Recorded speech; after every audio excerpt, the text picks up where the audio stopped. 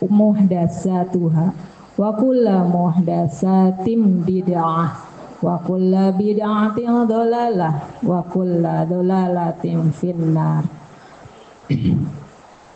Ikhwan dan akhwat rahimahullah, untuk sesi yang kedua kita insya Allah membahas 400 kesalahan dalam sholat. Poin 5, berisyarat dengan 2 jari telunjuk saat tasyahud. Apabila duduk tasyahud, sebagian orang berisyarat dengan kedua jari telunjuknya. Perbuatan semacam ini menyelisihi petunjuk Nabi Shallallahu Alaihi Wasallam menurut as-sunnah yang telah ditetapkan dari Nabi Shallallahu Alaihi Wasallam. Beliau berisyarat dengan jari telunjuknya sebelah kanan. Dalam sebuah hadis disebutkan bahwa Nabi Shallallahu Alaihi Wasallam pernah melihat seorang laki-laki berdoa sambil mengacungkan 2 jarinya. Lalu beliau bersabda kepada orang tersebut, satu saja, seraya mengacungkan jari telunjuk. Dalam Sahih Muslim disebutkan bahwa Nabi Shallallahu Alaihi Wasallam meletakkan telapak tangan kirinya di atas lutut kirinya. Beliau menggenggam semua jari tangan kanannya serta mengacungkan telunjuknya ke arah kiblat dan mengarahkan pandangan mata ke arah telunjuknya. Iya. Jadi zaman dahulu ada yang jari tengah sama jari telunjuknya ini sama-sama dimajukan. Ya dah. Cuman kalau Anda berada di Saudi Arabia, cuman jarang ya. Ada nanti temui jari tangan kanan, jari tangan kirinya juga sama-sama dimajukan. Ya, dua-duanya, jangan kaget, ya. Yo kok kenapa? Pokoknya itulah ya, ilmunya sampai di situ, ya. Dan jangan ada saya temui beberapa orang itu melakukan bukan duduk dengan duduk tawaruk atau iftiros, tetapi dia dengan berdiri, bertumpu dengan lututnya, lalu kemudian dia mengangkat jarinya di samping pinggangnya seperti begini, ya toh? Dan itu ada yang begini nih ada. Dan jangan bingung Anda, salah. Oh, jangan begitu. Itulah karena fikihnya begitu. Itulah kalau kita belajar fikih itu begitu. Ya sampai salah. Salahnya sama, tetap berdiri begitu. Assalamualaikum. Ya. Karena ya itu tadi, ya. Memang itu sebuah kesalahan, tetapi ketika dia memahami kitab itu, gurunya itu seperti itu, itulah belajar, namanya belajar faham. Ya, pemahaman orang, ijtihadnya orang, tidak belajar kitab babon. Jadi ya seperti itu. Ya, makanya ketika ada yang berselisih seperti itu, cukup diam kita. Ya. Kita di Indonesia ini hampir tidak ada masjid untuk Jumatan perempuan hadir, ya kan? Kalau di Turki itu tidak ada wanita sholat Id, ya, itu karena mazhab ini namanya ta'assub madhabiyah. Sama dengan kita kan Imam Syafi'i, itu namanya ta'assub madhabiyah. Ya, dia tidak memahami bagaimana dalil. Ya, kita hanya mengenal 9, ya kan? 6 atau 9 atau sekarang 14, ya kan? Padahal di dalam yang sesudah 40 masih banyak. Al-Humaidi, Abu Syekh, Ya, itu Abu Ya'la, Al-Bazzar. Itu kan Anda dan saya belum pegang. Ibnu Adi. Ya toh? Itu Anda dan saya belum pegang. Inilah yang harus saya dan Anda kemukakan, ya. Nah, ini diantaranya, okay.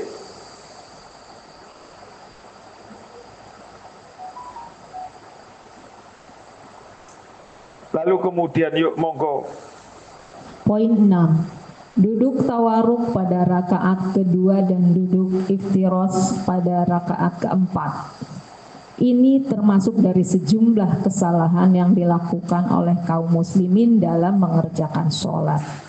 Sunnahnya pada rakaat kedua duduk iftiros atau duduk di atas telapak kaki kiri yang dihamparkan dan telapak kaki kanan ditegakkan, dan pada rakaat terakhir duduk tawaruk atau duduk di atas pantat, punggung telapak kaki kiri menempel ke tanah, ujung kaki kiri dan kaki kanan berada pada satu sisi, dan menjadikan kaki kiri berada di bawah paha dan punggung betis kanan, serta menegakkan telapak kaki kanan.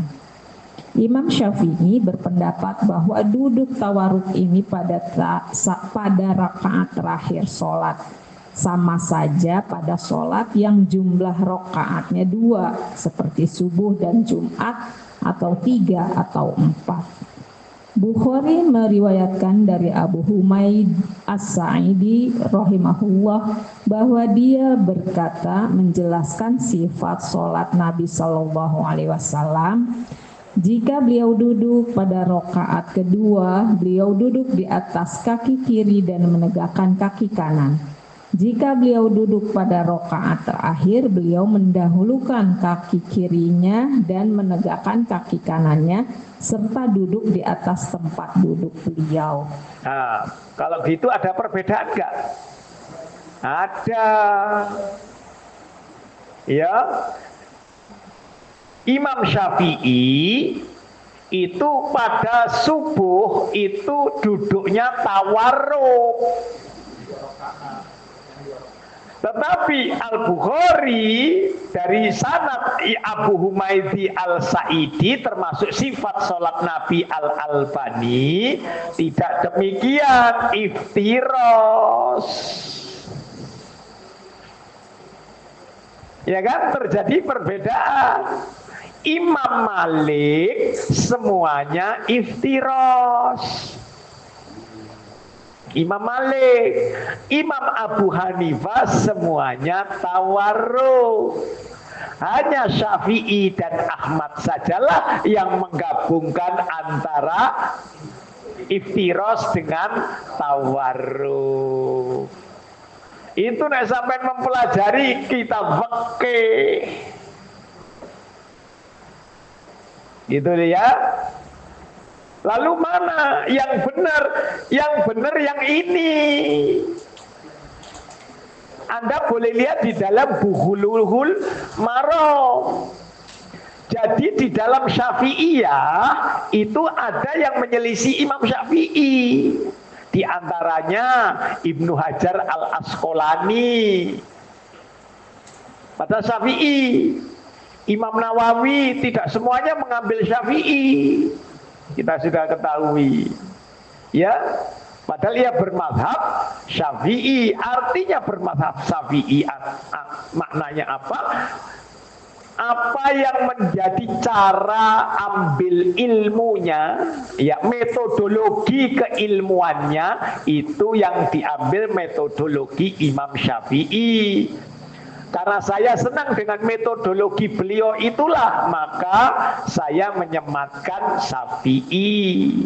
Jadi misalkan Abu Ilham, ya Abu Ilham, ya toh, karena Sumedang, ya toh, kan nggak ada Sumedang, ya toh, Samadan, ya As-Samadan Al-Hambali, karena mazhab beliau adalah Hambali, begitu.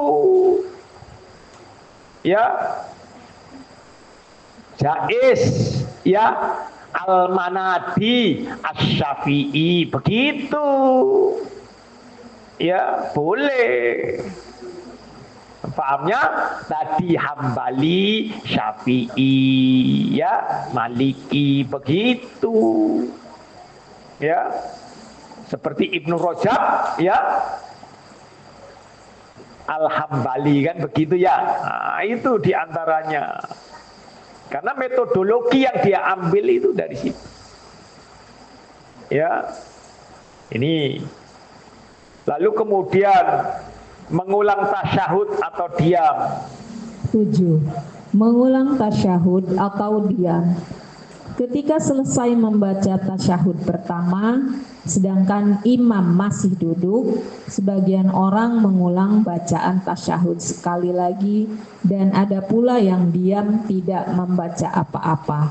Kami katakan kepada orang-orang yang mengulang tasyahud, sungguh kalian telah berbuat bid'ah yang menyelisihi petunjuk Nabi Shallallahu Alaihi Wasallam. Nabi Shallallahu Alaihi Wasallam bersabda, barang siapa yang mengada-ada dalam urusan kami yang tidak ada dasarnya, maka perbuatannya itu tertolak. Kami katakan kepada orang-orang yang diam tidak membaca apa-apa, kalian boleh berdoa dengan apa yang kalian kehendaki sesudah membaca tasyahud. Sebab Rasulullah Shallallahu Alaihi Wasallam bersabda yang artinya, jika kalian duduk pada setiap 2 rakaat, maka ucapkanlah at-tahiyat dan seterusnya. Dan hendaklah salah seorang dari kalian memilih doa yang dia sukai, lalu berdoa kepada Allah yang Maha Perkasa lagi Maha Mulia dengan doa itu. Iya, ya. Tapi tadi untuk tasyahud awal ini terjadi perbedaan, ya kan? Anda dan saya sudah tahu, ada yang membaca sholawat, ada yang tidak. Gitu ya. Alasannya yang tidak, ada yang namanya tasyahud itu ya sampai syahadat. NU nambahi dengan sholawat Allahumma sholli ala Muhammad. Lain riwayat lagi Allahumma sholli ala Muhammad wa ala ali Muhammad. Gitu ya. Padahal Imam Syafi'i sendiri sampai Hamidum Majid, dan itu diteruskan oleh Al-Albani sampai Hamidum Majid. Jadi terserah kalau pada yang tasyahud awal dia tidak pakai Hamidum Majid, kita tidak perlu berselisih, ilmunya sampai di situ. Gitu saja. Ya toh, biar kalau nanti diberi, oh ya gak gitu, ngeyel kok tambah gegeran sampean. Akhirnya besoknya dia nggak mau nek lihat sampean kalau sholat di samping sampean, nggak mau. Kan gitu toh. Nah ini yang banyak terjadi. Ya toh, nggak perlu yang seperti ini, jangan berselisih, belajar tidak berselisih, ya toh? Ayo berbenah, terus berbenah, ya, terus berbenah. Ingat, sesungguhnya seseorang itu tidak mau bebersih, itu sehingga menyebabkan hati kita menjadi keras. Ya, menjadi keras hati kita. Ya, karena kita tidak mau bebersih. Itu ada di dalam surat 2 ayat 74. Ya, karena tidak mau bebersih ya seperti itu. Keras. Belajar legowo. Belajar mau menerima kebenaran. Ya, belajar bebersih. Kalau selama tidak mau bebersih, ya terus seperti begitu. Ketika kita usul dengkul, nah, dengkul apa? Oh, dengkul. Lihat lututnya apa? Oh. Itu kan kepala tawaruk atas mereka kedua tawaruk, dari tawaruk itu boleh kan? Lah itu tadi kan saya sebutkan. Hambali tawaruk. Tapi ini ya lupa begitu. Lah iya terserah sampean. Bukan boleh. Imam Abu Hanifah itu menyatakan tidak halal seseorang itu mengambil pendapat kami sebelum ia mengetahui dari mana kami mengambilnya. Itu yang harus sampean pegangin. Ini yang banyak dilupakan orang. Ijtihad beliau kita pedomi sebagai dalil untuk kita. Salah. Saya saking rapatnya sehingga tidak bisa tawarruk, maka saya iftiros terus. Boleh ada, nggak usah dipaksakan, sama harus mesti tawarruk. Nanti didudukin orang salah lagi, menggiro gitu, nanti tambah batal, Nah itulah kita, itulah kita. Maka harus belajar, harus bebersih. Makanya mohon maaf ketika nasihat itu, lihat ya kemarin kita kajian meluruskan tafsir bid'ah, dalam kitab meluruskan tafsir bid'ah. Nasihat itu sebagai bentuk sayang dan cinta, tetapi bagi orang yang kita nasihati itu sebagai bentuk permusuhan. Kan keliru. Nasihat itu karena kita sayang dan cinta, makanya kita menasehati cucu kita, mas kotor, jijik, itu nasihat karena sayang. Tapi bagi orang yang dinasehati tidak mau, itu bagian dari permusuhan. Ayo bebersih, ayo berbenah. Kalau tidak berbenah, sepanjang hayat kita harus berbenah. Tadi rumah merasa sudah bersih, walaupun kotor merasa sudah bersih, tidur seperti begitu, tidak enak sampai.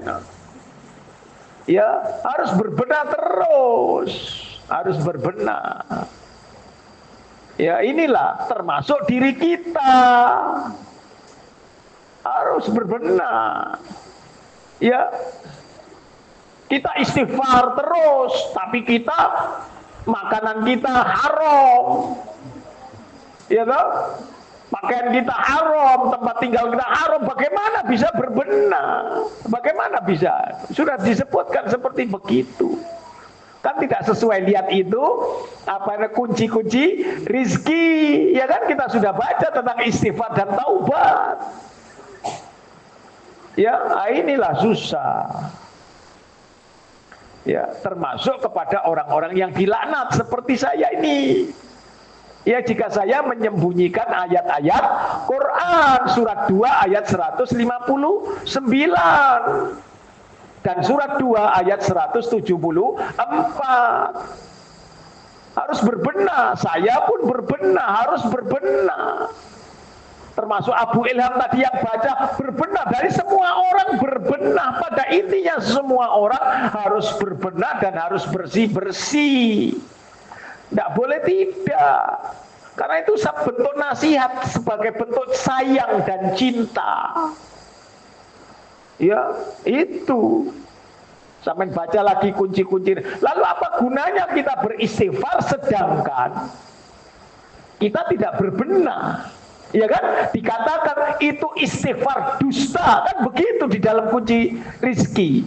Hanya ucapannya, tetapi di dalam perbuatannya dia tetap seperti begitu. Harus berbenah, harus berbenah, terus berbenah.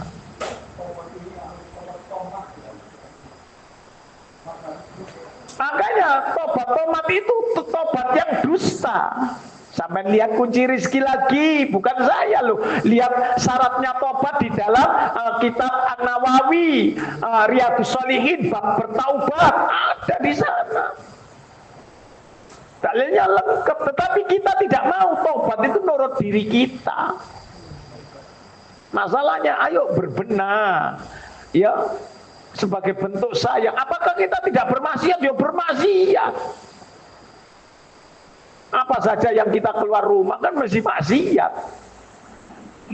Ya toh, lihat bupati ya maksiat. Ya toh, apa yang tidak kita, ya toh, ketika lihat paha yang mulus-mulus begitu, ya kan, melihat, nggak mungkin, nggak mau tutup mata, ya langsung nabrak sampean, ya toh, nggak mungkin meleng, gak dinikmati ku piye, nah, itu, nah ini ya, nggih. Tadi ada dua antara duduk. Iya duduk. Kemudian tanjak.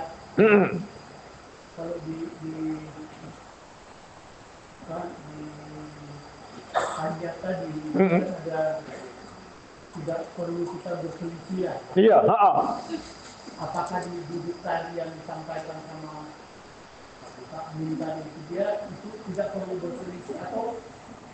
Jadi begini, sebenarnya perselisihan itu tidak ada, ya. Cuman terjadinya perselisihan itu ketika saya dan Anda tidak mengetahui dalil, ya toh? Lalu saya dan Anda berijtihad, itu ulama. Setelah melihat dalil nggak ketemu, ya toh? Makanya kemudian Abu Hanifah, Imam Malik menyatakan tidak halal seseorang mengambil pendapat kami sebelum ia mengetahui dari mana kami mengambilnya. Ya toh? Itu ijtihad beliau. Lalu kemudian kita, yang salah adalah kita bahwa mengambil ijtihad beliau sebagai dalil. Padahal Al-Bukhari sudah ada dalilnya. Maka kita harus mengikuti dalil, bukan lagi kepada pendapat beliau. Pendapat beliau dapat pahala 2, kalau salah 1. Kita ya tidak dapat apa-apa, bahkan dapat dosa, sebab saya dan Anda menjadikan fatwa beliau sebagai dalil. Nah itu bedanya di situ, ya. Kan itu bagi kita yang belajar ya. Iya, yang kita bicara secara umum. Iya, Tentunya yang melakukan itu batasan dia untuk artinya untuk bicara soal dalil. Iya. Pembatasan. Ya. Nah, di sini kan pasti kan kita melihat si orang yang melakukan ini sejauh mana. Iya. Iya. Berakhir dari sholat kita bicara. Iya. Keseluruhan. Kalau dikunci dengan tadi pada saat selesai sholat kan kita ada istighfarnya. Iya. Itu kira-kira hubungannya. Nah, katakanlah ada 2, ya. Dia memang benar-benar tidak tahu sehingga dia mengambil fatwa itu. Yang kedua adalah ta'assub mazhabiyah, fanatik kepada mazhabnya. Sebagaimana saya dan Anda misalkan begitu ya, ta'assub kepada asobiyah, kekelompokan. Kelompok saya lah yang paling benar. Nah itu yang salah. Kalau ini yang saya ambil, saya dan Anda ambil ta'assub madhabiyah, ya, ta'assub ustadiyah, ya toh? Kemudian itu tadi taklidul a'ma, taklid yang membuta, mengekor, ya toh? Maka itu yang salah. Itu dosa buat kita. Tapi karena ketidaktahuan kita kan, ya kita ikuti, itu boleh. Tapi yang diantaranya berat adalah karena ketidakmautawan kita. Ya itu rata-rata. Makanya saya bilang, ayo berbenah. Ayo bebersih. Baik ini secara keilmuan, harta kita, semuanya berbenah. Karena terus terang, nasihat seseorang kalau sudah menyinggung apa itu agama dan juga harta, ya enggak, angel. Berantem. Uang saya. Ya toh? pakaian, baju saya, rumah saya. Kepo amat lu. Umatnya Syuaib. Surat 11 ayat 87 ya. 37 atau 87 itu. Ya. Nah, itu. Umatnya Syuaib. Ya, itu. 87 saya kira, ya. Nah, itu umatnya Syuaib. Dan itu sudah normal. Sudah normal. Ya. Jadi seperti begitu. Yang bayar utang siapa? Saya. Nah, gitu toh. Nah, diluruskan angin. Tasyahud ini saja ada tadi dalilnya dalil lemah seperti Abdullah Al-Jibrin, ya toh? Itu mengatakan bahwa termasuk apa itu Hasan. Dia menggunakan dalil lemah apa? Bahwa tasyahud awal itu pendek karena Rasul seperti duduk di atas bara sebentar toh. Maka mereka tidak pakai sholawat Nabi. Karena batasnya itu hadis. Padahal hadisnya dhaifun jiddan. Ya, di NO katakanlah ia menggunakan Fathul Mu'in, maka dia panjang, dia menggunakan pakai sholawat Nabi Ibrahimiyah. Itu Fathul Mu'in. Ya, Al-Makbari. Jadi dari kitab mana dia pakai begitu kan? Nah, itulah. Nggih. Ada seorang yang tidak kaki kanannya ditegakkan. Iya, iya. Nyerong. Iya. Iya, iya. Ya sampean takon, ngopo kaki sampean nyerong?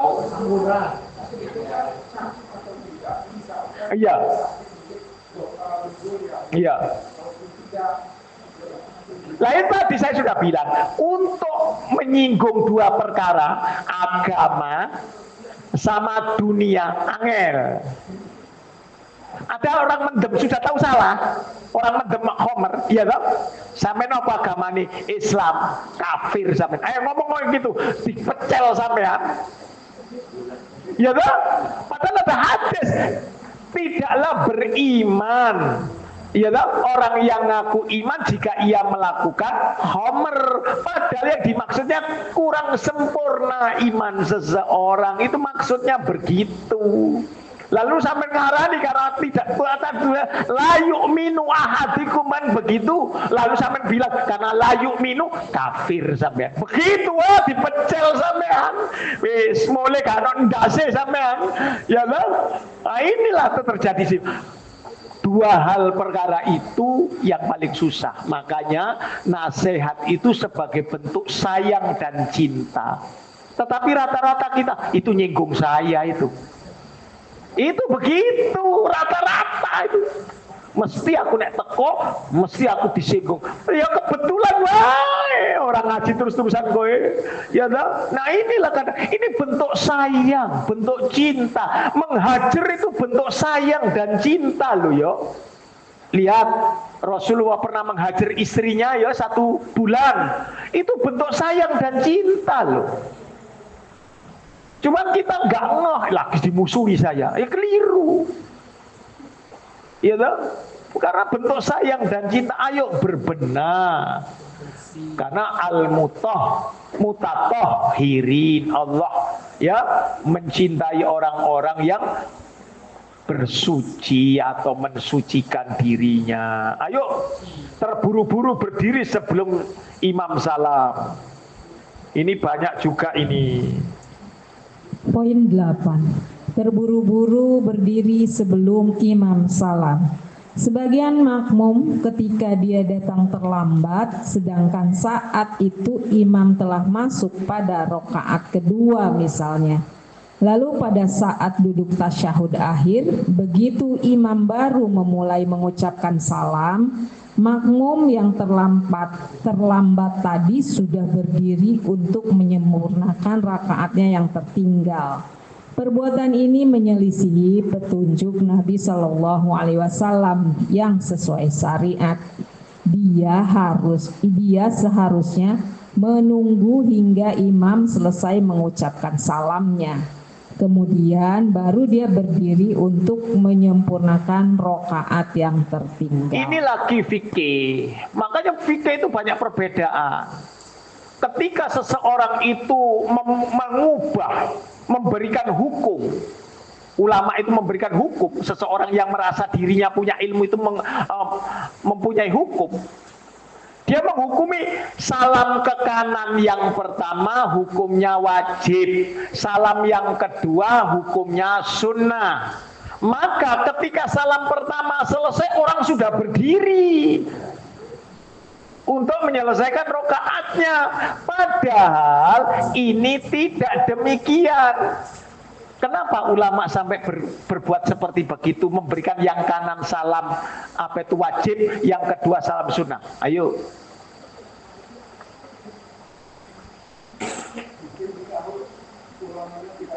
Bukan, karena menggabungkan dua hadis yang dua sama-sama sahihnya, tetapi dalam bentuk yang berbeda. Tak beri contoh tentang usolli. Usolli itu setelah ada hukum tentang haji dan umroh, labbaika Allahumma umrotan. Tersebab ihlal inilah maka ada usolli. Padahal sholat ini duluan, haji itu belakangan. Makanya rukun yang kelima itu haji belakangan. Ini digabung jadi satu. Itu perbedaannya. Yang kedua adalah tentang tadi, ya, bahwa ini salam ke kanan wajib, salam ke kiri sunnah, itu ada di dalam sholat jenazah. Kalau sampai nanti sholat jenazah di Mekah Medina, itu salamnya cuma sepisan, kanan tok, ora pakai ke kiri. Ya tak? Dua-duanya sah. Nah ini digabung.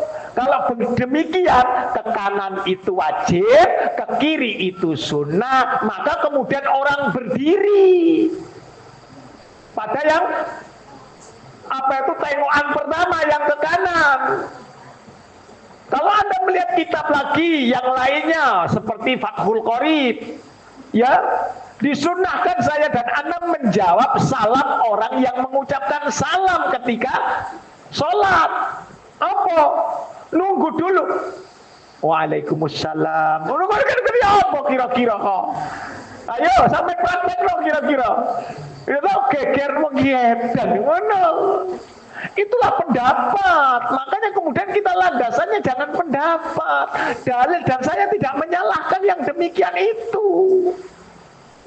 Ya, tidak menyalahkan yang demikian. Nama yang salah adalah kita yang mengambil pendapat mereka sebagai dalil. Makanya saya tadi bilang, kalau Anda di Mekah Medina, sampai bingung melihat macam-macam orang. Ya toh? Bingung. Tapi kalau sampai belajar agama, tidak akan bingung sampai. Tenang-tenang saja, ayo kita berbenah dan bebersih lagi, ya. Itu yang terus, gitu ya. Hindari perselisihan. Ayo terakhir, tidak berdoa memohon perlindungan yang 4 perkara. 9. Tidak berdoa memohon perlindungan dari 4 perkara sebelum salam. Sebagian kaum muslimin yang tidak berdoa memohon perlindungan dari 4 perkara. Padahal Nabi Shallallahu Alaihi Wasallam memerintahkan kita untuk berlindung darinya sebelum salam.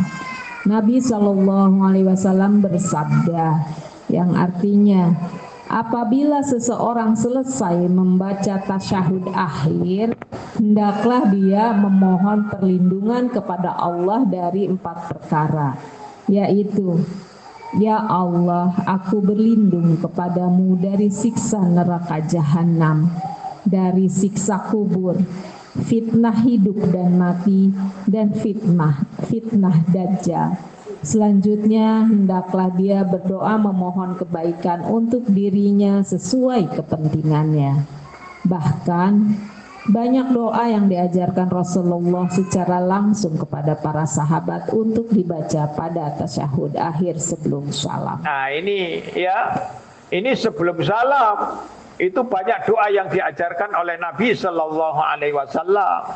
Tetapi banyak di antara kita yang juga meninggalkannya kan, karena tadi hukumnya sunnah. Makanya hukum tadi ketika dihukumi sunnah, ada yang tasbih Sami Allahu liman hamidah tanpa mengangkat tangan, ada kan? Nah itu kenapa? Karena tadi dihukumi hukum sunnah. Mengangkat tangannya itu tadi. Ya loh, sehingga banyak orang yang ya wis males-malesan. Ya itulah kan sunnah. Nah, itulah alasannya kan sunnah. Kemudian apa yang platform kita di kepala kita? Sunnah.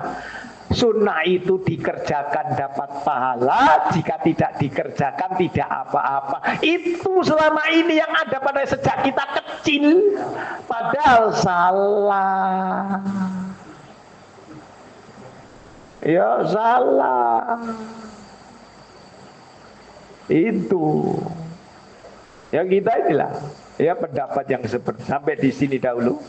Ya. Aku lu qouli hadza wastaghfirullah li wa lakum.